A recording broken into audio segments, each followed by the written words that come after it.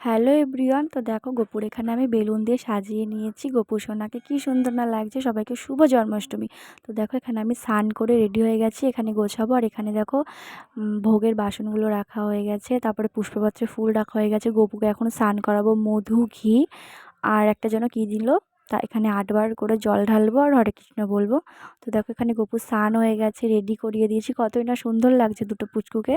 তো দেখো এখানে মা ক্ষীর আর জল খাইয়ে দিল, যেহেতু ভোগটা পরে দেবো। তো এখানে দেখো সুজিটা ভেজে নিয়েছে, এখানে দুধ জাল দিচ্ছে, আর এখানে আমি ময়দা মাখছি লুচি করব বলে। তো দেখো ওখানে মা সুজিটা প্রায় হয়েই এসেছে, মানে নামাবে হয়ে গেছে। আর তারপরে দেখো এখানে সেজ কাকিমা হলো তাল গুলছে, যেহেতু তালের বড়া দিতে হয় জন্মাষ্টমীতে।